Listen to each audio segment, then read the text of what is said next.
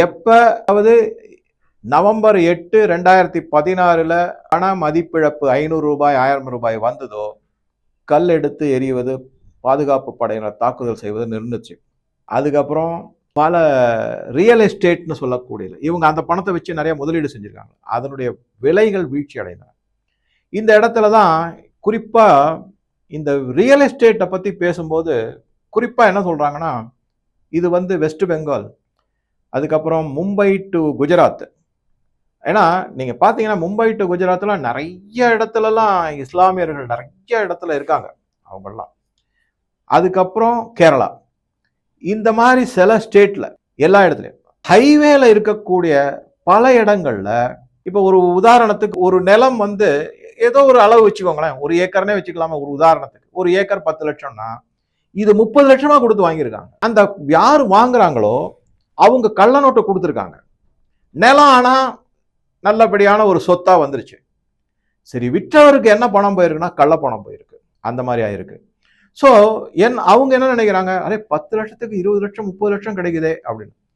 இந்த மாதிரி பல இஸ்லாமியர்கள் வாங்கிட்டு அங்க ஹோட்டல் கட்டுறது, ரெஸ்டாரண்ட் கட்டுறது. ஹைவேல இருக்கிற மேக்சிமம் ரெஸ்டாரண்ட்டும் ஹோட்டல்ஸும் இஸ்லாமியர்களால் நடத்தப்படுவது 90% இந்த மாதிரி கள்ள நோட்டால வாங்கப்பட்டது அப்படிங்கிற ஒரு ரிப்போர்ட்டும் வந்திருக்கு. அதனாலதான் நீங்க பாத்தீங்கன்னா எல்லா இடத்துலயும் ஒண்ணும் இல்லைங்க. நான் சென்னையில இருந்து பெங்களூர் வந்துகிட்டு இருந்தேன். காட்பாடி ஸ்டேஷன்ல வண்டி நின்றுச்சு, ட்ரெயின். அப்ப வசந்தம் ரெஸ்டாரண்ட் அப்படின்னு போட்டிருந்தது.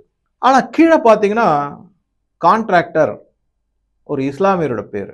அதை போட்டோ எடுத்து வச்சிருக்கான், வேணும்னா காமிக்கிறேன் உங்களுக்கு. டக்குன்னு ட்ரெயின் மூவ் ஆகிறதுக்குள்ள அந்த கண்ணாடி வழியாவே கொஞ்சம் பிளர்டா இருக்கும், நீங்க பார்க்கலாம். நான் எந்த ஏஐயும் அதுல செய்யல. அங்க இருக்கிறத நாளைக்கு யாராவது காட்பாடி ஜங்ஷனுக்கு போயிட்டு வசந்தம் ரெஸ்டாரண்ட்டுக்கு கீழே யாரு ஓனர் இல்ல கான்ட்ராக்டர்னு நீங்க பாத்தீங்கன்னா உங்களுக்கு தெரியும். எங்க இருந்து இவங்களுக்கு திடீர்னு இவ்வளவு பெரிய பெரிய பெரிய கான்ட்ராக்ட்லாம் எடுக்கிறதுக்கு பணம் வந்துச்சுன்னா இதுதான் காரணம்னு சொல்லப்படுகிறது. அவர் ஒரு இஸ்லாமியர் தான் அந்த வசந்தம். சரி, பேர் எதுக்கு வசந்தம்னே வச்சிருக்கீங்க? இந்துக்களை ஏமாத்துறதுதான், அதுக்காகத்தான் வச்சிருக்கோம்.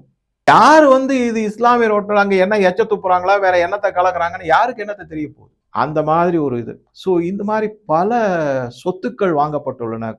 மும்பை டு குஜராத் போனீங்கன்னா இந்தியன் ரெஸ்டாரண்ட் இருக்கும், பாப்புலர் ரெஸ்டாரண்ட் இருக்கும், அதுக்கப்புறம் டைமண்ட் ரெஸ்டாரண்ட், இந்த மாதிரி பேர் எல்லாமே பொதுவாக இருக்கும். கோஹினூர் ரெஸ்டாரண்ட் அப்படின்லாம் இருக்கும். ஆனா எல்லாமே அவங்க என்ன சொல்றாங்கன்னா 80% இது இஸ்லாமியர்களால நடத்தப்படக்கூடிய விடுதிகள் மற்றும் உணவகங்கள்.